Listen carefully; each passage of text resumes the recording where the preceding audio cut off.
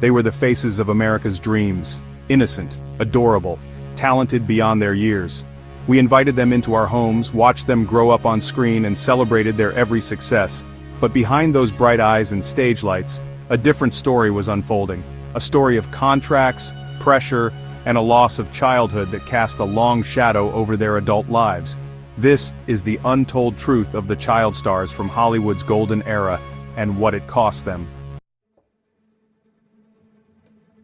In the early days of classic Hollywood, the innocence of childhood was often lost amidst the relentless machinery of the film industry. Children, some as young as 3 years old, weren't seen as kids at all. They were viewed as investments, capable of generating enormous profits for studios and parents alike. Their lives became a whirlwind of tight schedules, long days on set, and endless rehearsals, often working up to 12 hours a day. These young performers weren't just actors, they were meticulously molded into the centerpiece of a relentless marketing machine. They were expected to sing, dance, act, and smile on cue, their youthful exuberance commodified and packaged for mass consumption. And in this world of bright lights and big dreams, the well-being of these young stars often faded into the background. Without the protective embrace of modern labor laws, their health and education were often sacrificed at the altar of fame. Long hours on set meant missed school days, and the pressure to maintain a picture-perfect image left little room for the carefree joys of childhood.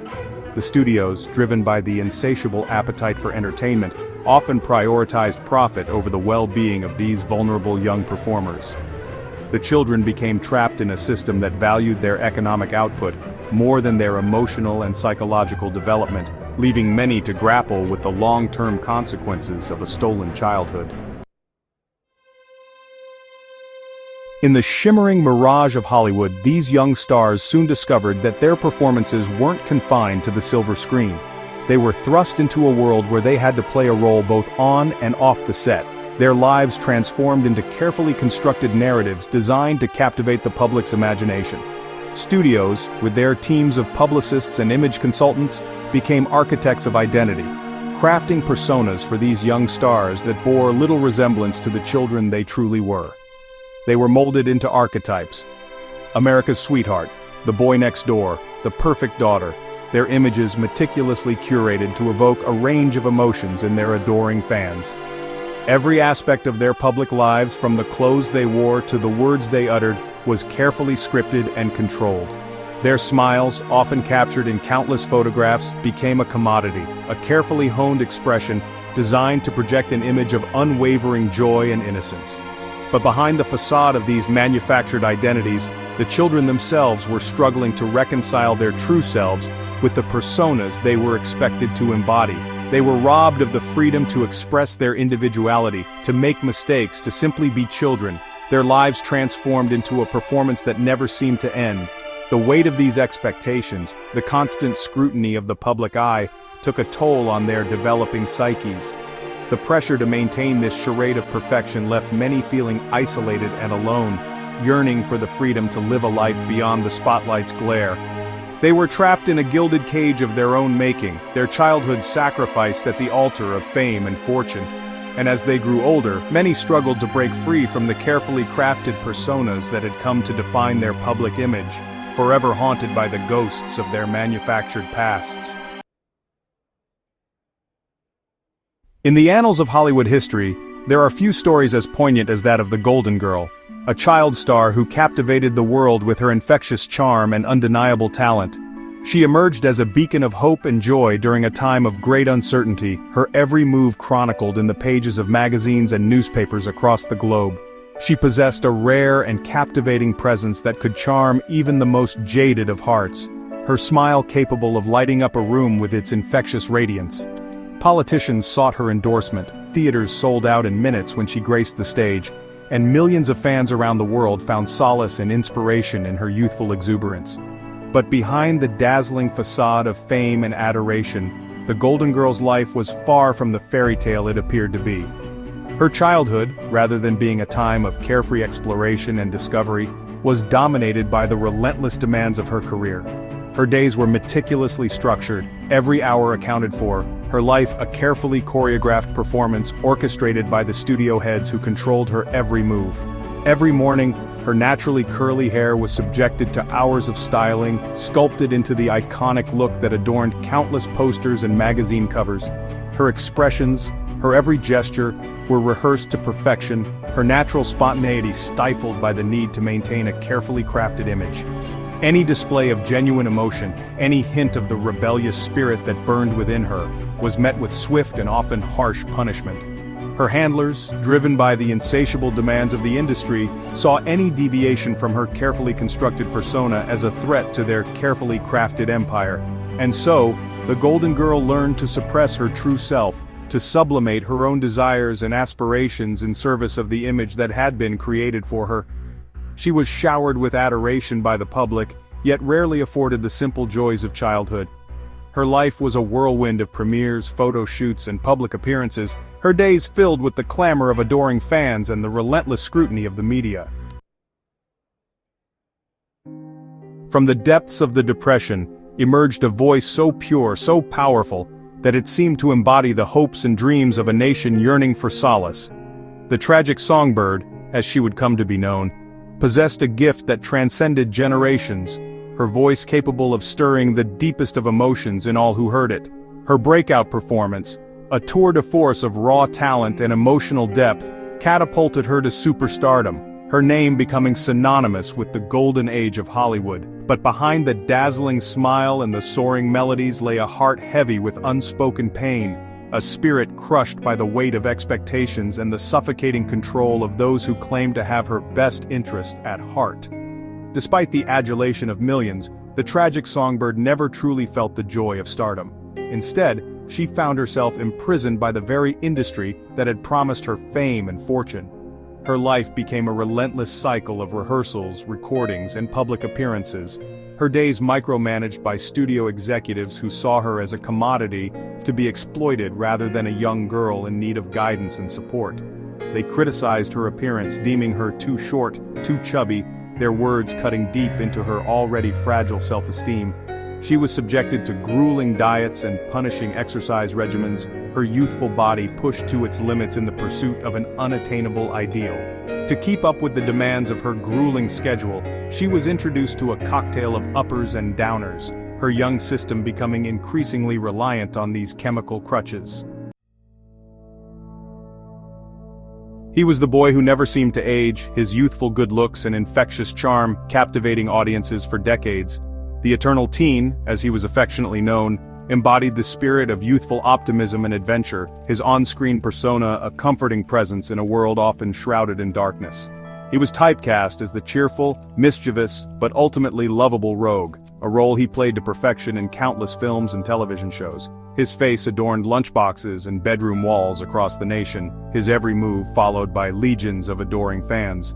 He was living the Hollywood dream, his name synonymous with success, his future seemingly limitless. But beneath the surface of his carefully cultivated persona, a darker truth was festering. The eternal teen, trapped within the confines of his on-screen image, found himself unable to escape the expectations that had been thrust upon him. He was earning millions, his name a guaranteed box office draw, yet he had little control over his own life. His every move was dictated by agents, studio heads, and the whims of an adoring public that demanded he remain forever young, forever frozen in time. As the years passed, the roles that had once seemed so promising began to feel like a gilded cage, trapping him in a perpetual state of adolescence. The industry that had celebrated his youthful exuberance now seemed threatened by his attempts to mature, to explore roles that challenged his carefully crafted image.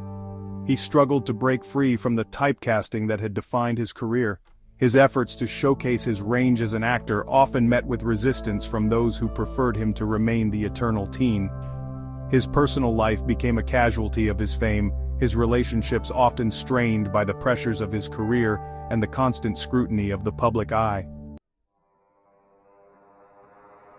The allure of Hollywood, with its promise of fame and fortune, has long exerted a powerful pull on the aspirations of countless individuals.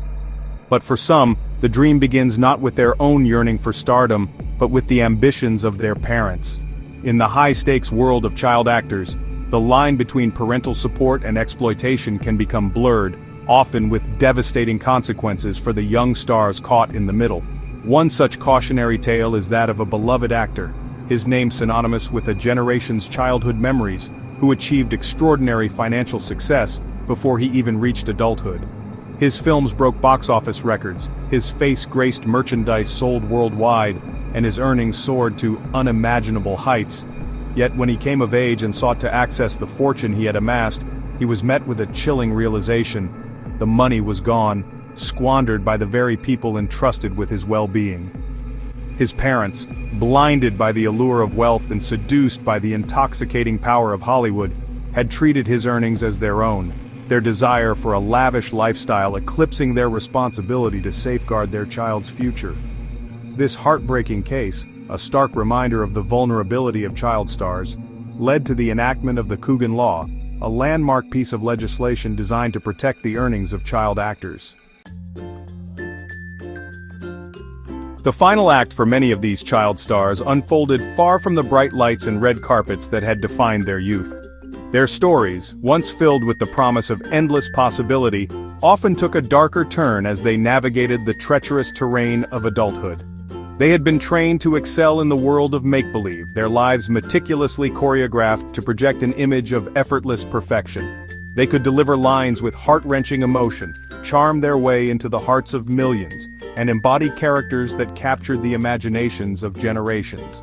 But amidst the rigorous schedules, the endless rehearsals, and the pressure to maintain their star power, a crucial element of their development had been overlooked. They had not been taught how to cope with the unique challenges of growing up in the unforgiving glare of the spotlight. They had been robbed of the opportunity to develop a sense of self outside of their on-screen personas, their identities often intertwined with the roles they played. The world had fallen in love with the characters they portrayed, but who were they when the camera stopped rolling and the applause faded away?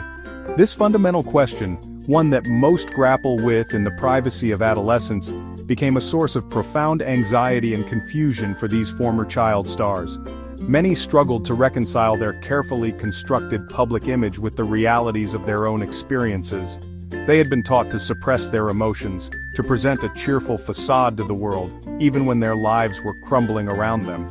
This emotional repression, a coping mechanism developed to survive the pressures of their childhood stardom, often manifested in destructive ways as they grew older. Addiction became a common thread that linked the stories of many former child stars. Their struggles with substance abuse, a desperate attempt to numb the pain that had been festering for years. They sought solace in drugs and alcohol, hoping to find temporary relief from the crushing weight of their past. Hollywood's golden glow, the one that promised fame, fortune, and a life less ordinary, came at a cost, and too often that cost was a child's entire future. Their stories etched in the annals of Hollywood history aren't just cautionary tales, they're lessons. Lessons about ambition, about the seductive power of the spotlight, and about the very real human cost of sacrificing one's childhood at the altar of entertainment. These were children thrust into a world that demanded they grow up too fast, their innocence often sacrificed for the sake of a good story, a catchy song, or a box office hit. They were robbed of the opportunity to experience the simple joys of childhood, the freedom to make mistakes, to stumble and fall, to discover who they were beyond the confines of their on-screen personas. They were products, commodities to be molded and manipulated, their lives meticulously curated to fit the narratives crafted for them by studio executives and in some cases, their own families. If you believe their stories matter, if you believe that the innocence of a child should never be sacrificed for the sake of entertainment, hit that like button, subscribe, and share this video. Let's give them the recognition they never had the chance to ask for.